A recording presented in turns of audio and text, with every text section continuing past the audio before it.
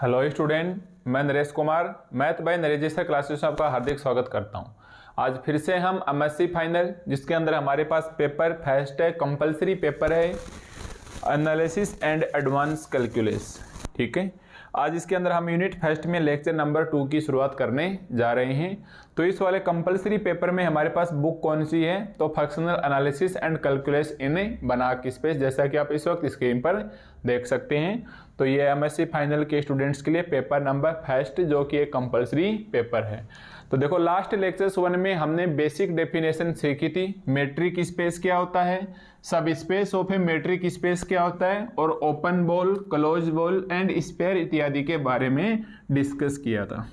ठीक है, तो शर्त यही है, इस लेक्चर्स नंबर 2 को देखने से पहले लेक्चर्स 1 के अंदर जो मैंने आपको बताया था कि मेट्रिक स्पेस XD एक्चुअली है क्या, सब space of a metric space की डेफिनेशन हमारे पास क्या होती है। D स्टार है वो रिस्ट्रिक्शंस होता है, D से Y है सबसेट होता है X का। इसके अलावा हमने ओपन, क्लोज और ओपन बॉल, क्लोज बॉल और स्पेयर इत्यादि के बारे में अध्ययन किया था। ठीक है, तो देखो आज हमारे पास ये थ्योरम नंबर 1 है। यहाँ आपको बिल्कुल भी नहीं लिखा गया है कि JPH की बुक में कितने नंबर पेज के ऊपर है, आपको नहीं मिलने वाली है। स्टार्टिंग के एग्जाम्पल से और सब स्पेस ऑफ मेट्रिक स्पेस से रिलेटेड ही दे रखी है, इसलिए पहले आप लेक्चर्स 2, 3, 4, 5, 3, 4, 5 लेक्चर्स पढ़ेंगे।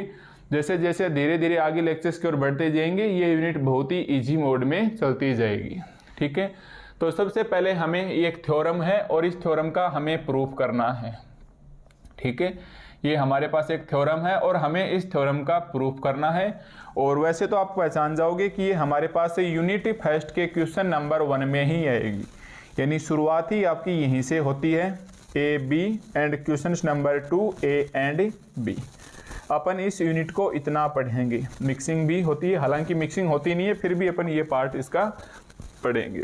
ठीक है, तो चलिए सबसे पहले अपने पास थ्योरम की पहचान हो जाएगी sub space of a metric space. देखो, sub space of a metric space आप पहचान जाओगे कि यूनिट फर्स्ट का सिलेबस ही यहाँ से स्टार्ट होता है, सब space of a metric space. ठीक है, तो ये हमें ऐसे दे रखा है कि let YD star be a सब space of metric space XD, then capital A is open subset of Y। एक तो हम इसको सीखेंगे, open subset of Y, IFF everywhere and open subset G of X such that, ST का मतलब such that A is equal to Y intersection G, such that A is equal to Y intersection G। अब IFF को बोलते हैं if and only if, या इसका symbol ऐसे भी दे सकता है या इसका सिंबल ऐसे भी दे सकता है, इफ एंड ओनली इफ, या ऐसे, इन तीनों में से आपको कोई भी एक सिंबल दे सकता है। तो यहाँ आज हमें सिंबल दिया है ये। तो अगर आप मेरे से प्रीवियस पढ़े हुए तो आप खूब अच्छे से जानते हो कि अगर किसी थ्योरम में ये सिंबल आ जाए तो आपको क्या करना है, पहले LHS पार्ट को मानोगे कि माना LHS पार्ट है वो क्या है, गिवन है, और RHS पार्ट क्या करना है, प्रूव करना है। देखो, इस सिंबल का या इस सिंबल का या इस सिंबल का, तीनों एक ही बात है। इसका मतलब क्या होता है कि पहले इसके जो लेफ्ट साइड में दिया हुआ होगा उसको मानेंगे कि वो दिया हुआ है, एंड राइट हैंड साइड हमें प्रूव करना है। फिर आप लिखोगे कन्वर्सली या विलोमता है। फिर आप RHS साइड को तो मानोगे कि ये गिवन का काम करेगा, और LHS साइड को हमें प्रूफ करना है। यस, LHS साइड को हमें प्रूफ करना है। तो इस अकेले सिंबल का मतलब क्या हो गया, समझिए भाई बहुत ही ध्यान से। अगर आप कुछ स्टेप स्टार्टिंग की अच्छे से कर दोगे तो आपको नंबर पूरे मिलने वाले हैं। इस IFF का मतलब क्या है, इफ एंड ओनली इफ। पहले आप इसके लेफ्ट साइड का मानोगे कि हमारे पास गिवन का काम करेगा, और राइट हैंड साइड हमें प्रूफ करनी है। फिर आप एक वर्ड लिखोगे कन्वर्सली, फिर आप राइट हैंड साइड को मानोगे and left hand side proof करनी है। ऐसा करके हमारे पास इस थ्योरम का कंप्लीट प्रूफ मिल जाएगा। ठीक है, ये मैं नहीं, ये इस वर्ड का ही मतलब है, ये बोल रहे हैं इफ एंड ओनली इफ। ये कह रहे हैं कि देखो भाई, पहले इसको आप मानोगे, इसको सिद्ध करना है, फिर कन्वर्सली इसको मानोगे, दिया हुआ है, और आप इसको सिद्ध करोगे। ठीक है, तो एक इस छोटे से एक सिंबल से, या IFF या इफ एंड ओनली इफ से, या इस प्रकार के सिंबल से आपको इतनी बड़ी हिंट मिल जाएगी कि क्या हमारे पास दिया हुआ है और क्या हमको प्रूफ करना है। यस, तो अब आप एक बार थ्योरम को फिर से पढ़िए कि हमारे पास क्यों ना हम थ्योरम को स्टार्ट करें। थ्योरम क्या कहती है कि let y d star be a सब space of metric space x d. तो हम लिखेंगे कि देखो भाई ये हमारे पास दिया हुआ है, इट इज गिवन दैट, या माना capital y d star, capital y d star be a सब स्पेस ऑफ, बी ए सब space of a metric space x d, be a metric space x d, be a metric space x d, i e, yes i e, i e क्या लिखोगे भाई, d star x Y, d star x Y is equal to D x Y everywhere x Y belong करते हैं capital Y के अंदर, और Y है subset capital x का, वाई है सबसेट कैपिटल एक्स का, इक्वेशन नंबर 1। और ये मैंने क्यों लिख दिया है, तो इसके लिए आपको लेक्चर्स 1 जिसके अंदर मैंने डेफिनेशन बताई थी sub space of a metric space, उसकी डेफिनेशन क्या कहती है कि अगर D star x Y D x Y के इक्वल आ गया everywhere x Y belong to Y subset X, तब हम कहेंगे कि ये हमारे पास sub space of a metric space है।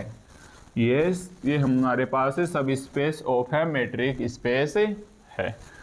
तो ये हमारे पास दिया हुआ था कि let y d star be a सब space of a metric space x D, then के बाद हमें आगे बढ़ना है। केवल पहले मैंने इतना सा लिखा है कि let y d star be a सब space of a metric space, और इतना लिखा तो हम जानते हैं कि अगर मेट्रिक स्पेस है तो ये हमारे पास डेफिनेशन होगी।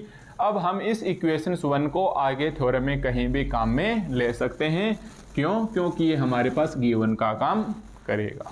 ठीक है, तो सबसे पहले एक छोटी सी लाइन थी जिसके बारे में आप जानते हैं लेक्चर्स 1 के अकॉर्डिंग। ओके, अब क्या कह रहा है कि देन प्रूव दैट, इसका मतलब अपने आप ही क्या हो गया, then prove that A is open subset of y if and only if everywhere an open subset ji of x such that A is equal to Y intersection g. अब देखिए if and only if का word खुद क्या बोलता है कि पहले आप लेफ्ट साइड को मानिए और राइट साइड को प्रूफ करना है। तो मानेंगे, और मानेंगे को इंग्लिश में क्या लिखेंगे, लेट, या लेट अस अज्यूम दैट, एक ही बात है, लेट अस अज्यूम दैट या लिखोगे, या let capital A is open subset, let capital A is open subset of Y, let capital A is open subset of Y. तो इसके left side को हमने मान लिया है। अब राइट हैंड साइड को हमें प्रूफ करना है। Now here we have to show that, now here we have to show that, अब हमें प्रूफ करना है। Now here we have to show that everywhere an open subset, everywhere an open subset capital G of X such that G of X such that A is equal to Y intersection G या G intersection Y। देखो आप Y intersection G लिखिए या आप G intersection Y लिखिए, इससे कोई फर्क नहीं पड़ेगा।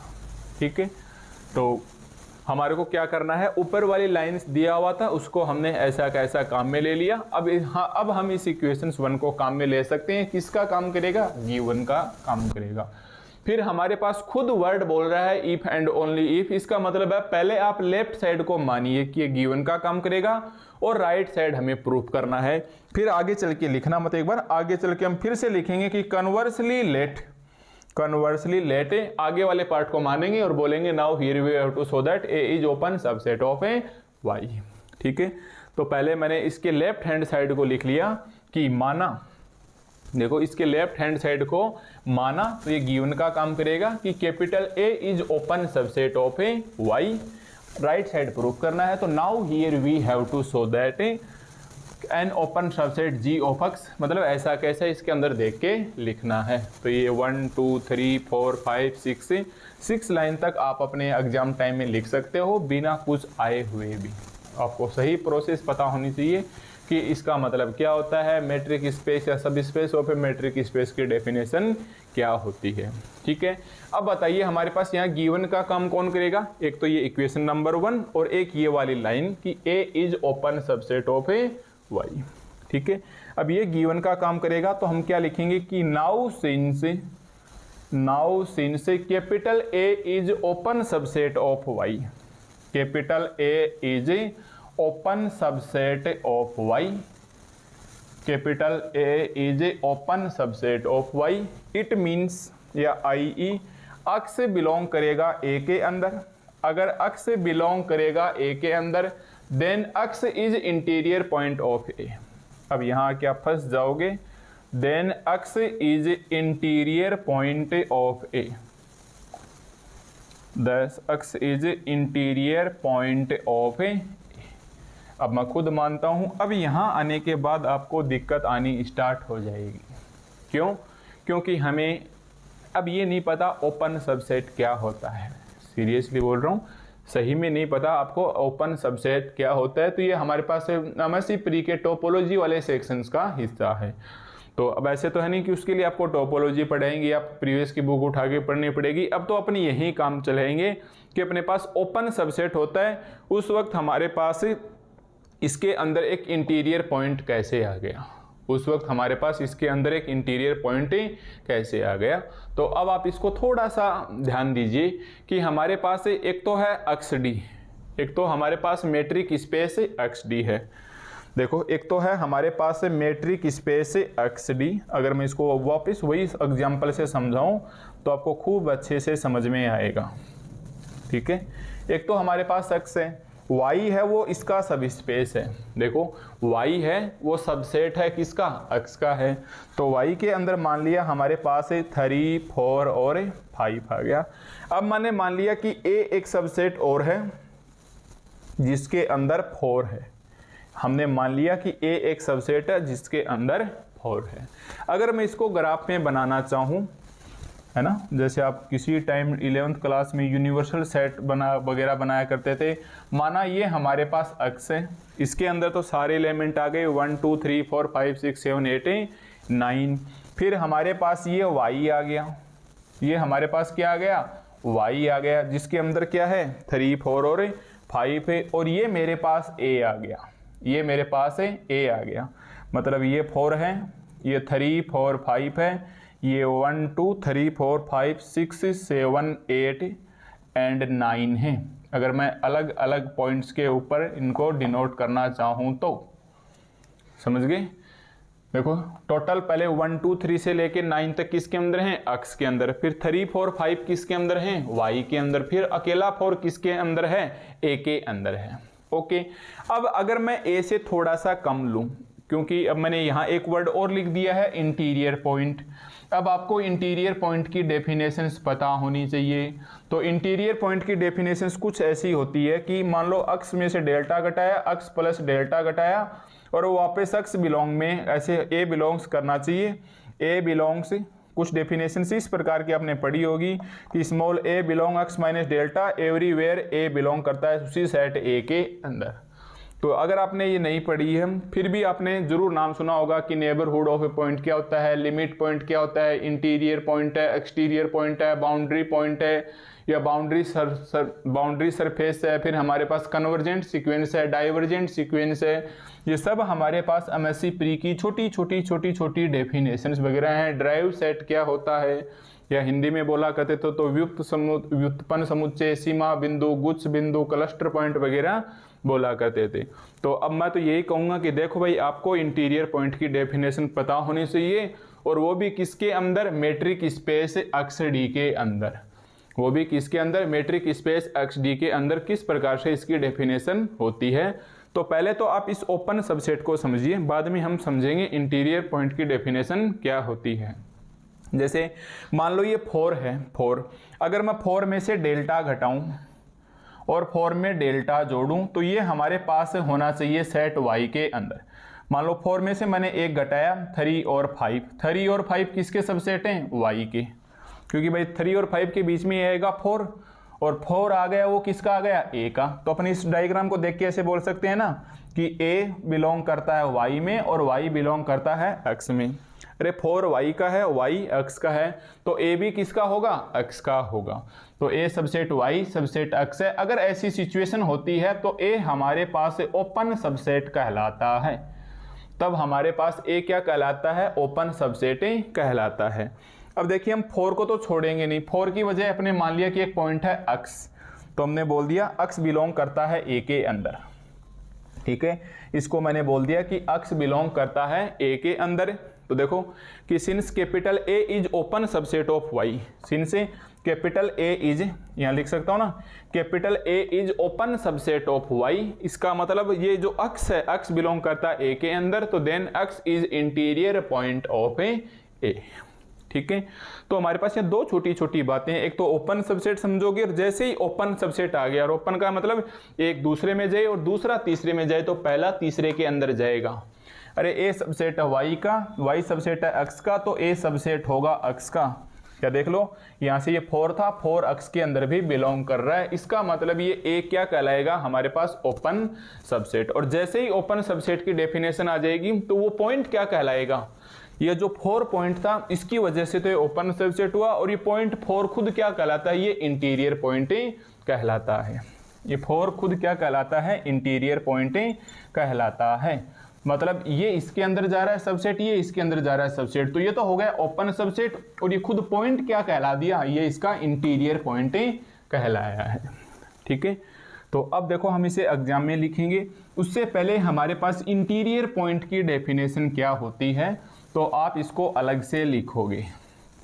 ठीक है भाई, इससे पहले हमारे पास इंटीरियर पॉइंट की डेफिनेशन क्या होती है, तो आप या तो इस थ्योरम के लास्ट में लिख लेना, एक बार तो आप रफ कॉपी में नोट कर रहे होंगे, है ना, मैंने बता रखा है, पहले आप साथ साथ रफ में नोट करो, फिर आप फेयर में नोट करो, क्योंकि मेरा कोई भरोसा नहीं है, मैं रफ करता रहता हूँ, लिखता रहता हूँ। तो आप पहले अलग से लिखेंगे इस लाइन का, इस लाइन का हमारे पास से सीधा सीधा टॉपिक से कोई लेना देना नहीं है, इंटीरियर पॉइंट की डेफिनेशन लिखनी है आपको। ठीक है भाई, अपने को क्या करना है? इंटीरियर पॉइंट का डेफिनेशन से लिखना है। तो इंटीरियर पॉइंट के डेफिनेशन में लिखेंगे कि लेट कैपिटल ए बी, लिख लो मेरे साथ साथ है, कि let capital A be a subset of, let capital A be a subset of metric space x D. मतलब आज जो हम डेफिनेशन लिखना चाह रहे हैं इंटीरियर पॉइंट की, वो हम मेट्रिक स्पेस के रूप में लिखेंगे। Then a point x not belong करता है ए के अंदर, then a point x not belong करता है ए के अंदर, is said to be interior, is said to be interior, is said to be interior point, is said to be interior point of set A, of set A if there exist, if there exist, if there exist, if there exist delta greater 0 such that, if there exist delta greater 0 such that b x not और delta ये आ जाए हमारे पास ए का subset, ये आ जाए हमारे पास उसी set ए का सबसेट। ठीक है, तो देखो मैंने एक बार फिर से समझने की कोशिश करना, ये इस थ्योरम में हम इस इंटीरियर पॉइंट को, हमारे पास थ्योरम में नाम आ गया है क्योंकि ओपन सबसेट है, लिख के दे रखा है, ओपन सबसेट होगा तो 100% उसके अंदर इंटीरियर पॉइंट होगा। और इंटीरियर पॉइंट क्या होता है मैं एक बार आपको ये समझाना चाह रहा हूँ, और वो इंटीरियर पॉइंट भी मेट्रिक स्पेस के अंदर किस प्रकार डिफाइन करेंगे। आपने जो real analysis BSc second year में या पहले बार जो डेफिनेशन देखी थी वो इंटीरियर पॉइंट अलग डेफिनेशन है, और ये मेट्रिक स्पेस से रिलेटेड है, वो थोड़ी सी चेंज है। तो क्या कहना चाह रहा है इंटीरियर पॉइंट की डेफिनेशन, कि अगर ए एक सबसेट है of metric space x d का, then a point x not belong a is said to be interior point of a if there exist delta greater 0 such that और देखिए हमारे पास actually interior point कहीं ना कहीं open से निकल के आ रहा है। और पहले वाले लेक्चर्स में मैंने आपको ओपन बॉल बताई थी, कुछ ऐसे लिखा था क्या, C सेमीकोलन R, है ना। तो हमने B लगा दिया, B x note semicolon delta, ये सबसेट होना चाहिए A का। तो अब आपको सीरियसली होने की जरूरत नहीं है। मान लो इस डेल्टा को आपने एप्सला कर दिया तो आपको यहाँ एप्सला लिखना होगा। मान लो ये ग्रेटर 0 की जगह आपने ऐसे कर दिया कि जैसे मान लो R ग्रेटर 0 कर दिया, तो आपको यहाँ क्या लिखना होगा, R लिखना होगा। यहाँ आपको क्या लिखना होगा, R लिखना होगा। माना पॉइंट x नोट नहीं x जा रहा है, तो x नोट की जगह आप क्या कर दोगे, x कर दोगे। पहले वाले में हमने ऐसे लिखा था। तो एक प्रकार से कहीं ना कहीं ये किसका सिंबल आ गया, हमारे पास एक ओपन बॉल का सिंबल आ गया है। ठीक है, तो अब इसे लिख लो आप नोट लगा के डेफिनेशन को, कि एक्चुअली हमारे पास इंटीरियर पॉइंट क्या होता है कि let capital A be subset of a metric space x D, then a point X belong करता है ए के अंदर, तो ये एक्स ही कहलाएगा इंटीरियर पॉइंट यदि एग्जिस्ट करता है R greater 0 such that B X semicolon R subset A. यहाँ आप एप्सला डेल्टा कुछ भी ले सकते हो, यहाँ आप x0 A note B note, ये एग्जाम में कंफ्यूज करने के लिए आपको ऐसे भी दे देगा कि पॉइंट A है, यहाँ हमारे पास डेल्टा है, तो यहाँ क्या आ जाएगा, A आ जाएगा, सेमीकोलन क्या आ जाएगा, डेल्टा आ जाएगा। इस A की जगह आपको दे देगा कि माना कि एक x से एक इंटीरियर पॉइंट है, और ज़्यादा कंफ्यूज करने के लिए मेट्रिक स्पेस x को वो R लिख देगा। तो ऐसे घुमा घुमा के ऐसा बना देगा कि आप सोचोगे पता ही नहीं अपन क्या पढ़ रहे हैं, और आपका बिल्कुल भी मन नहीं करेगा उसे आगे पढ़ने में। और बुक उठा के देख लेना चाहिए टोपोलॉजी की, उसमें कुछ ऐसी ही परिभाषाएं लिख रही हैं, और वो भी इतनी छोटी, प्रिंटिंग भी उनकी इतनी छोटी है कि देखते ही ऐसे होता है कि छोड़ दिया जाए इसे, है ना। तो एक तो ऊपर से प्रिंटिंग ऐसी हो गई उनकी, फिर कोई सीरियसली भी नहीं लेता है ऐसे छोटे छोटे सिंबल्स को, और ये दिमाग ख़राब करने वाली आ जाती हैं। बट आपको दिमाग ख़राब नहीं करना है, स्टेप बाय स्टेप समझिए आप तो, ठीक है। तो अपन अच्छे अच्छे पॉइंट ले लेंगे। यहाँ मैंने x मान लिया और यहाँ मैंने R मान लिया है। तो इस इंटीरियर पॉइंट की डेफिनेशंस को आप याद रखोगे। तो इसलिए मैं एक बार इस इंटीरियर पॉइंट की डेफिनेशन का फॉर्मूला इधर लिख देता हूँ, ताकि अपन एग्जाम में इसे अच्छे से काम में ले सकें। ठीक है भाई, तो यहाँ तक आपने यहाँ तक उतारना है अपनी एग्जाम के हिसाब से, थ्योरम यहाँ तक कंप्लीट हो गई है। ठीक है, एक बार लिखना मत, इसको केवल समझने के लिए है कि इंटीरियर पॉइंट हमारे पास है क्या है। तो इंटीरियर पॉइंट को आप क्या लिखोगे कि बी एक्स सेमीकोलन R है, वो सबसेट होना चाहिए A का।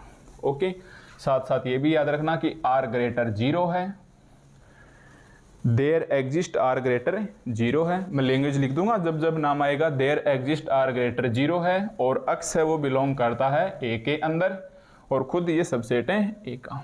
तो बस इतनी सी बात को आप और ध्यान में रख लेंगे कि ये हमारे पास कहीं ना कहीं हमने डायरेक्टली और इनडायरेक्टली रूप से इंटीरियर पॉइंट की ही डेफिनेशन को काम में लेंगे। अब आ जाओ वापस अपनी मूल थ्योरम के ऊपर, क्योंकि हमें अपना रास्ता नहीं भटकना है, थ्योरम प्रूफ करनी है। और ये जो शब्द हैं ये मैंने आपको बता दिए हैं। ओके भाई, तो यहाँ तक आपको किसी प्रकार की दिक्कत नहीं होनी चाहिए कि इफ़ एंड ओनली इफ से पहले वाले पार्ट को हमने माना, तो हमने लिख दिया कि let A is open subset of a Y. Proof क्या करना है इसके राइट हैंड साइड का, तो हमने ये भी लिख दिया कि now here we have to show that there exist an open subset ji of x such that A is equal to Y intersection g. अब गिवन का काम कौन करेगा, a is open subset of a Y. ठीक है, अब अगर ये ओपन सबसेट है तो अपने को पता है ओपन सबसेट होगा तो एक इंटीरियर पॉइंट आएगा, उसको हमने मान लिया x बिलोंग टू a। तो हमने लिखा कि since a is open subset of y i.e. x belong a then x is interior point of a। ये रही इंटीरियर पॉइंट की डेफिनेशन। ठीक है, तो आप लिखोगे देयर एग्जिस्ट, लिखो मेरे साथ साथ अब कि देयर एग्जिस्ट r ग्रेटर 0, हमने ये लिया था ना, there exist r greater 0 such that b star x r such that b x r subset है हमारे पास a का, b x r सबसेट है हमारे पास a का। There exist everywhere x belongs to a। और आप इस b को थोड़ा सा स्टार लगा लो, क्योंकि इंटीरियर डेफिनेशन में ये लिख चुके हैं, कोई बात नहीं, इससे कोई फर्क नहीं पड़ेगा। ठीक है, और क्यों नहीं पड़ेगा, इसके अंदर भी कहीं ना कहीं डायरेक्ट इनडायरेक्ट ये छुपा हुआ है। देखो लिखना तो आपको ऐसे ही है, बट इक्वेशन 1 देखिए, इक्वेशन 1 क्या कहता है कि डी स्टार एक्स वाई है, आप उसको फिर से डी एक्स वाई लिख सकते हो। देखो ध्यान से समझिए इसको, क्यों, ये हमारे पास दिया हुआ है कि वाई डी स्टार सब स्पेस ऑफ मेट्रिक स्पेस का है, उस कंडीशन में ऐसे होगा। तो मैंने यहाँ बी की बजाय बी स्टार लिख लिया है। ओके, अब देखिए हमारे पास बी स्टार लिखा है, ये जो पॉइंट है अक्स, ये इसी ओपन बॉल का ही तो सदस्य है, तो हम क्या बोलेंगे कि दैट इंप्लाइज अक्स से बिलोंग करता है, मतलब ये वाला पॉइंट इसी के अंदर क्या कर रहा है, बिलोंग कर रहा है। B star X semicolon R subset X belong कर रहा है बी स्टार अक्स आर। अगर ये अक्स कर रहा है तो आप इसके सेट का साइन लगा लीजिए, और ये बन गया सिंगलटन सेट, एकल समुच्चय, बिलोंग करेगा बी स्टार अक्स आर में। ध्यान दीजिए, देखते ही ये रूप चेंज कर लेगा, तो अपन लिखेंगे साइड में, क्योंकि अपन सेट की डेफिनेशन से जानते हैं कि अगर अक्स बिलोंग करता है ए के अंदर, तो उसका वो सेट है वो भी बिलोंग करेगा ए के अंदर। ये हमारे पास प्रॉपर्टी होती है कि अगर अक्स बिलोंग करता है ए के अंदर, तो उसका जो सेट ए अक्स है वो भी बिलोंग करेगा ए के अंदर, है ना। अक्स बिलोंग करता है ए के अंदर, तो ये सिंगलटन सेट ये इसका सबसेट होगा, ये इसका सबसेट होगा, तो यहाँ ये सबसेट है, तो ये सिंगलटन एक्स है ना। अरे ऐसे देखो, जैसे मान लो बी है हमारे पास 1 2 3 4, ठीक है, ए है हमारे पास 3 4 3 और 4 है। मैं बोलता हूँ कि अक्स है 3 है वो बिलोंग करता है ए के अंदर, इसको मैंने नाम दे दिया एक्स।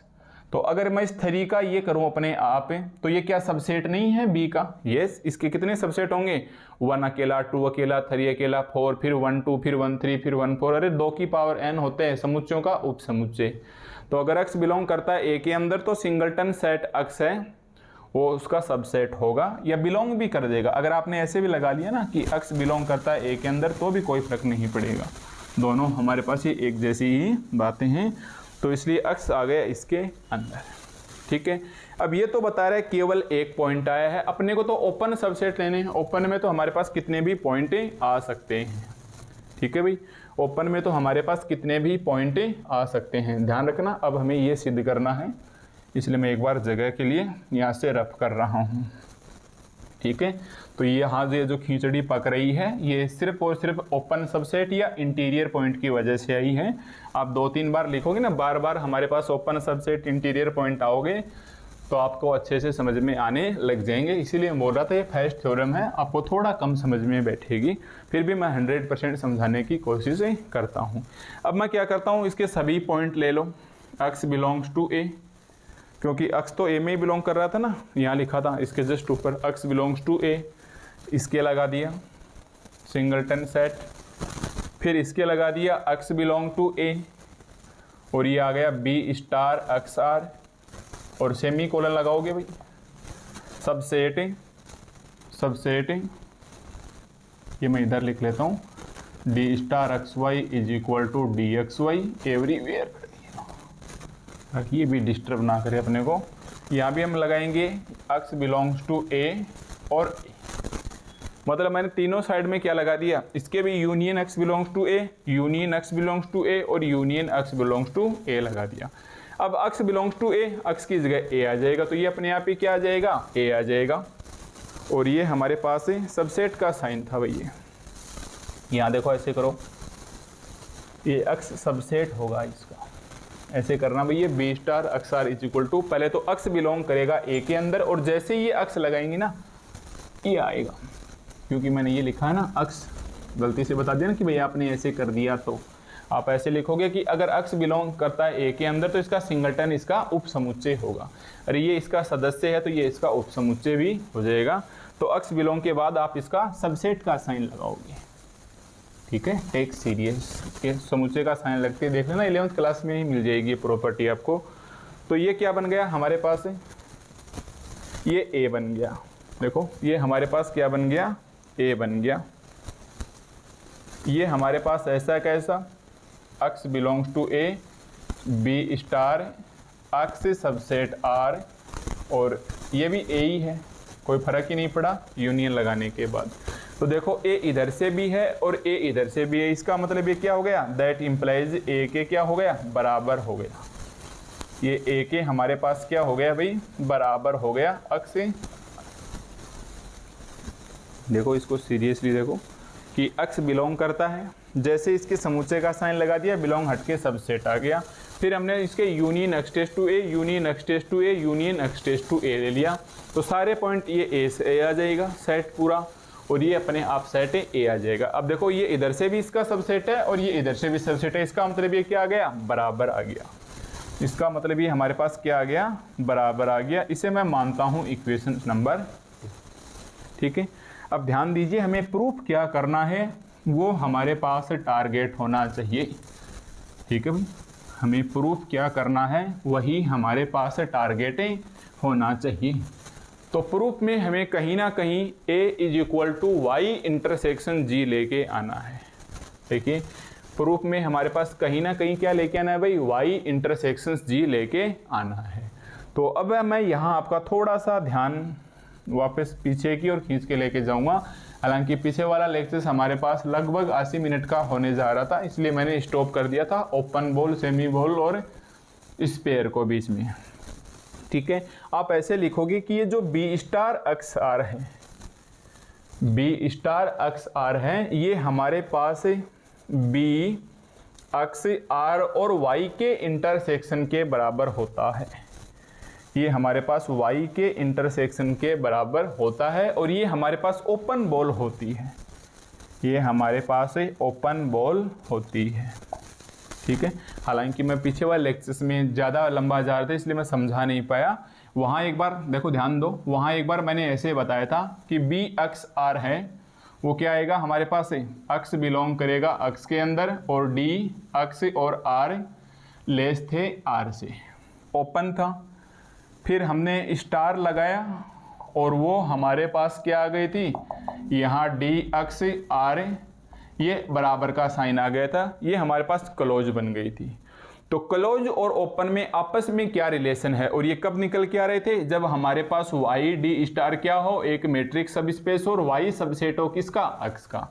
तो बताइए हमारे पास यहाँ वाई डी स्टार सब स्पेस है कि नहीं, वाई डी स्टार सब स्पेस है कि नहीं, यस। वाई सबसेट अक्स का है कि नहीं, यस। तो ओपन और क्लोज बॉल का आपस में क्या रिलेशन होगा, तो मैंने वहाँ डायग्राम के माध्यम से समझाया था कि अगर आप खाली बॉल को भरी हुई बॉल के अंदर, देखो इसके अंदर तो पॉइंट अंदर अंदर थे और इसमें पॉइंट इसकी सरकमफ्रेंस पे थे, लेक्चर नंबर 1, इसीलिए बोल रहा हूँ कि पीछे का पढ़ने के बाद ही नेक्स्ट टू नेक्स्ट बढ़ो। फिर हमने भरी हुई बॉल को इसके अंदर रखा था, है ना। तो ओपन और क्लोज का आपस में क्या रिलेशन हो गया, वो होता है B star X R is equal to B X R intersection Y, क्योंकि इंटरसेक्शन लेंगे तो वापस यही आ जाएंगे। बस इतना सा आपको ध्यान रखना है। ये लास्ट लेक्चर में चलते चलते मैं बताना चाह रहा था, बट वहाँ हमारे पास लगभग लेक्चर से 78 मिनट का हो गया था। मैं सोचा क्यों ज़्यादा बड़ा बनाए, और वो भी पहला बेसिक लेक्चर था, इस वजह से स्टॉप कर दिया गया था, ठीक है। तो अब रख लो इसके अंदर ये वैल्यू रख लो। सो फ्रॉम इक्वेशंस टू क्या आ जाएगा, a is equal to union X belongs to a, इसकी जगह क्या आ जाएगा, अक्स और r और इंटरसेक्शन y, और इंटरसेक्शन से y, ठीक है।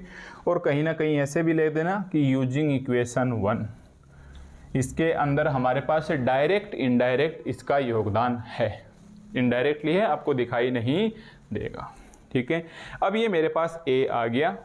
अब आप इसमें बस यही प्रूफ करना था ना, मैं a is equal to Y intersection g, देखो प्रूफ क्या करना था, a is equal to Y intersection g, इसे आप कैपिटल G मान लो और अपने आंसर को यहीं कंप्लीट कर दो, ठीक है। इसे हम कैपिटल G मान लेंगे। तो आप लिखना कि let G is equal to, let capital G is equal to union X belongs to A, B X और R। इसे हमने क्या मान लिया भाई, G मान लिया। ये क्या है हमारे पास, यूनियन है ना, union of A open ball, ये है हमारे पास है union of A open ball, या इसे ओपन सेट भी बोल दो, या फिर आप इसे ओपन सेट भी बोल दो। सो अगर आपने इसे G मान लिया तो ये क्या बचेगा, A is equal to G intersection Y, A is equal to G intersections Y, where G is open set in X, where capital G is open set in X। देखो where capital G is open subset of X बोल दो, open subset of X। तो इसे देख के लिख देना कि देखो A is equal to G intersection से Y आ गया, A is equal to G intersection Y आ गया, where G is open subset of X, where G is open subset of X, where G is open subset of X। और यही हमें proof करना था, यस यही हमें प्रूफ करना था। ठीक है, तो ये हमारे पास थ्योरम थी कि अगर आपने इसके लेफ्ट पार्ट को मान लिया तो हमने राइट पार्ट को प्रूफ कर दिया। अब आप बताइए क्या हमारे पास ये थ्योरम कंप्लीट हो गई है प्रूफ में? तो कुछ स्टूडेंट्स का आंसर आएगा यस, कुछ का आएगा नो। आप बताइए राइट आंसर क्या है? इसका प्रूफ हमें देखो, इसका प्रूफ अभी हमारे पास कंप्लीट नहीं हुआ है। क्यों? वजह कौन है? If and only if. देखो दो शब्द होते हैं, ये मैं पहले भी बता चुका हूं। इसका मतलब होता है कि पहले LHS को मानिए, RHS को प्रूफ कीजिए, फिर कन्वर्सली RHS को मानिए और LHS को प्रूफ कीजिए। एक वर्ड ये होता है only, if only, if only. इसका सिंबल ऐसे होता है, तो जिधर एरो का साइन जाता है वो तो हमें प्रूव करना होता है और इसके पीछे का हमें मानना होता है। तो अगर हमारे पास इफ एंड ओनली इफ की जगह इफ ओनली आ जाता, अगर हमारे पास इफ एंड ओनली इफ की जगह इफ ओनली आ जाता, तब हमारे पास ये प्रूफ कंप्लीट हो गया था, क्योंकि हमने इसका पीछे का ये वाला पार्ट मान लिया है और आगे वाला प्रूफ कर दिया है। बट ये IFF है, यानी इफ एंड ओनली इफ है, तो हमने पहले लेफ्ट को माना और राइट को प्रूफ किया। अब आप क्या लगाओगे? कन्वर्सली। तो इसी हेंस प्रूफ की लाइन लिखने के बाद अब आपको यहाँ लिखना है कन्वर्सली, और दो लाइनें फटाफट चिपका दो। कौन सी? कन्वर्सली। अब राइट वाला साइड आप मानोगे, यस। अब हम क्या करेंगे? राइट वाला पार्ट मानेंगे, तो हम लिखेंगे कि let an open subset, let an open, let everywhere, ऐसा कैसा लिख देना, आपको कोई दिक्कत नहीं है। Let an open subset capital G of X, let everywhere an open subset G of X such that A is equal to Y intersection G। इसे आप मानोगे इक्वेशन नंबर 3। क्यों? क्योंकि अब अपन राइट वाला पार्ट मानेंगे, गिवन का काम करेगा, तो हमने इसको दे दिया A is equal to Y intersection G। ये आ गया है हमारे पास equation number 3। Now here we have to show that, now here we have to show that। बताइए प्रूफ क्या करना है हमें इधर?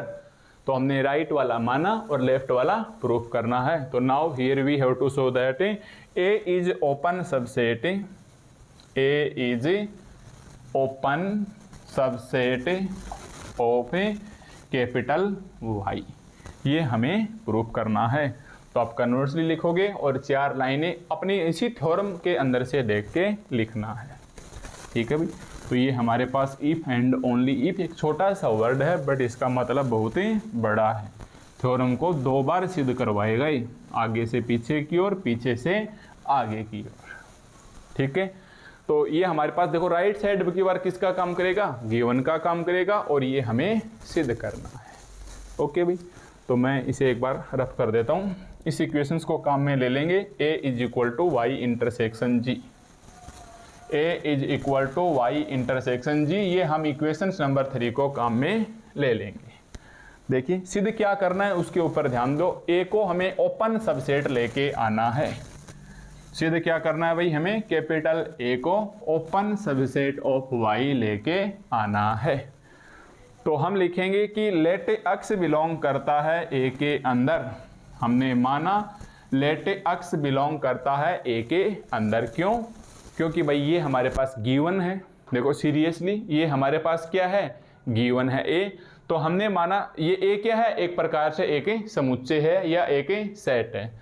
तो हमने माना कि लेट अक्स बिलोंग करता है ए के अंदर। इसका मतलब अक्स बिलोंग करेगा वाई इंटरसेक्शन जी के अंदर यूजिंग इक्वेशन 3। अरे यूजिंग इक्वेशन 3 है ना। मैं ऐसे ही बोल सकता था कि ये दिया हुआ है एक सेट है, भाई ए एक सेट है, एम्प्टी है नहीं। तो हमने माना कि एक्स उसके अंदर बिलोंग करता है, ए के अंदर बिलोंग करेगा तो ए की जगह आप रख दो वाई इंटरसेक्शन जी यूजिंग इक्वेशन 3। अब देखो इसका प्रॉपर्टी क्या होता है कि अक्स या तो वाई में जाएगा एंड अक्स जी में भी जाएगा। यस, अक्स जी में भी जाएगा। अब ये भी बहुत छोटी सी बात है, हालांकि बतानी नहीं चाहिए। अगर ऐसे होता ए यूनियन बी तो मैं बोलता कि अक्स ए में भी है, अक्स बी में भी है। एक होता है हमारे पास ए इंटरसेक्शन बी, एक होता है हमारे पास ए इंटरसेक्शन बी। तो मैं बोलूँगा अक्स ए में भी है और अक्स बी में भी है। ध्यान देना, बीच में यूनियन है तो और आएगा और इंटरसेक्शन है तो एंड आएगा। और एग्जामिनर आपकी कॉपी चेक करते वक्त ऐसी छोटी छोटी बातों पे, मान लो पूरी थ्योरम भी ऐसे नज़रों में घुमाएगा, अगर इस टेप से नीचे ऐसा दिखाई दे रहा है कि इंटरसेक्शन के नीचे ये है, वो इसकी तरफ 100% ध्यान देगा। क्यों? पहले तो ये देखेगा इन्होंने कन्वर्सली पार्ट कर रखा है कि नहीं। तो कन्वर्सली में है, कन्वर्सली में यहाँ देखा, तुरंत इसके नीचे देखेगा कि एंड लिखा है या और लिखा है। तो ध्यान देना, यूनियन होता इधर तो अपन और लिखते, हिंदी में इसे या बोलते हैं, इसे तथा बोलते हैं, इंग्लिश में इसे इंटरसेक्शंस को हम एंड बोलेंगे। तो हमें बिल्कुल छोटी छोटी बातों का ध्यान रखना है, क्योंकि हमें अच्छी परसेंटेज लेके आनी है, वो तो मेहनत करनी ही होगी। और ये हमारा लास्ट ईयर चल रहा है, ठीक है। तो x belongs to y and x belongs to g। अब देखिए हमारे पास यदि x बिलोंग करता है g के अंदर, मैं यहाँ से बोलूँगा कि यदि x बिलोंग करता है g के अंदर, मैंने g क्यों लिया, y क्यों नहीं लिया? क्योंकि हमारे साथ साथ g है वो ओपन सबसेट है x का। तो देखो इस बात को भी ध्यान रखेंगे कि g गिवन का ही तो काम कर रहा है, ये भी ओपन सबसेट है g का। तो मैंने लिख दिया since x belongs to g that implies g is open subset of x, g is open subset of x, या ऐसे लिख लो x is interior point of x is interior point of g, interior point of g. अरे भाई open subset है, और अभी भी मैंने बताया था ओपन सबसेट होगा तो 100% उसके अंदर एक पॉइंट आएगा जो इंटीरियर पॉइंट ही कहलाएगा। तो हमने मान लिया कि x बिलोंग करता है g के अंदर, तो x हमारे पास क्या बन गया, इंटीरियर पॉइंट ऑफ g। अगर इंटीरियर पॉइंट ऑफ g बन गया तो आप क्या लिखोगे, दैट इम्प्लाइज देयर एग्जिस्ट वही definition R greater 0 such that, वही डेफिनेशन जो मैंने आपको नोट लगवा के लिखवाई थी, R greater 0 such that B X semicolon R subset A, B X R semicolon subset A. पर ध्यान देना, अब की बार पहले वाले ये तो किस में था, अक्स ए में था तो हमने इधर ए लिखा, अब की बार अक्स जी में है तो यहाँ ए की बजाय आप क्या लिखोगे, जी में। देखो नोट लगा के जो मैंने डेफिनेशन लिखवाई थी इंटीरियर पॉइंट की, वो कुछ हमारे पास है इस प्रकार से है, ठीक है। दैट इम्प्लाइज, अब ये जो है बी अक्स आर, देखिए ये ऐसे है जी, अरे ऐसे तो है, इसी को मैं दोबारा इसलिए लिखा, क्यों? क्योंकि मैं दोनों तरफ y लगाना चाह रहा हूं, मैं दोनों तरफ क्या लगाना चाह रहा हूं, y लगाना चाह रहा हूं, ठीक है। और g इंटरसेक्शन y की जगह क्या है, a है, g इंटरसेक्शन y की जगह क्या है, a है, और ये क्या बन गया भाई, अपने पास स्टार बन गया। देख लेना पीछे जो मैंने ओपन बॉल और क्लोज बॉल में बताई थी कि b स्टार अक्स इंटरसेक्शन y अक्स r बन गया, और ये हमारे पास क्या बन गया, a, g intersection y a using 3 just conversely वाले पार्ट से ऊपर ही मिलेगा कि इसको हमने ऐसे लिखा था। और इसका मतलब देखो, जस्ट इसका मतलब x is interior point of a, अरे भाई जस्ट इसका मतलब क्या हो जाएगा, x is interior point of a. Note करते हैं ना भैया, क्योंकि टाइम बहुत ज़्यादा लगने जा रहा है। इसका मतलब क्या हो गया, मैं इधर लिख देता हूँ इसी स्टार को कि B star X semicolon R subset A इसका मतलब क्या है, अक्स इज इंटीरियर पॉइंट ऑफ है, ये आपको ऊपर वाले पार्ट में लिखा हुआ है, अक्स इज इंटीरियर पॉइंट ऑफ है। और आपको पता है अगर इंटीरियर पॉइंट है ए का, अगर ये हमारे पास है अक्स is interior point of a का है, तो ए क्या है, open subset, that implies a is open subset किसका भाई, a is open subset of a y. थोड़ा में देख के लिख देना, that A is open subset of a Y, ठीक है। और यही अपने को प्रूफ करना था, a is open subset of y, और यही अपने को प्रूफ ही करना था, ठीक है। तो वापिस से आप अगर इसका कन्वर्सली पार्ट देखोगे तो आपको स्टेप बाय स्टेप्स ये भी समझ में आ जाएगा कि किस प्रकार से हमें इसका लैंग्वेज करना है। अब जाके हम बोल सकते हैं कि so we say that, last में फिर से बोलोगे आप, सो वी से दैट, और ऐसा कैसा थ्योरम लिख देना कि अगर हमारे पास y d star be a सब space of metric space x d, तब a is open subset of y if and only if an open subset ji of x such that A is equal to Y intersection g, ठीक है। और इस theorem number 1 को आप ध्यान में रखोगे। आगे मिलती जुलती थ्योरम नंबर 2 भी ऐसी ही है और थ्योरम नंबर 3 भी ऐसी ही है, ठीक है। तो ये आज का लेक्चर से केवल इस एक थ्योरम को समर्पित है, एग्जाम की दृष्टि से काफ़ी इंपॉर्टेंट है, पूछी जाए या ना पूछी जाए, बट इसके अंदर समझने में आपको बहुत सारी बातों का पता चला गया होगा। तो एक आपने आज ये सीख लिया कि अगर ओपन सबसेट होता है तो उस वक्त हमारे पास एक इंटीरियर पॉइंट जरूर आता है। तो मैंने जो नोट लगवा के इंटीरियर पॉइंट की डेफिनेशन बताई थी उसको ध्यान रखना कि इंटीरियर पॉइंट की डेफिनेशन क्या होती है कि अगर x बिलोंग करता है ए के अंदर, then there exist R greater 0 such that an open ball B X R subset A का होगा। तो ये कहीं ना कहीं हमारे पास इंटीरियर पॉइंट की डेफिनेशन है, ये आगे चल के नेट गेट जैसी एग्जाम में बहुत ज़्यादा हेल्पफुल होने वाली है, ठीक है। तो ये हमारे पास लेक्चर से आज केवल इस थ्योरम नंबर 1 को समर्पित था। अब हम मिलेंगे नेक्स्ट लेक्चर्स में, इससे मिलती जुलती एक थ्योरम और लेंगे ताकि आपके ये कॉन्सेप्ट भी अच्छे से क्लियर हो जाए, ठीक है। तब तक आप इस थ्योरम के नोट्स आपने अभी तक बना लिए होंगे। इसे कम से कम 2 बार बिना देखे प्रैक्टिस करके और याद करके इसे बिना देखे लिखने की कोशिश करना, उसके बाद ही आप आगे वाले लेक्चर्स में बढ़ना।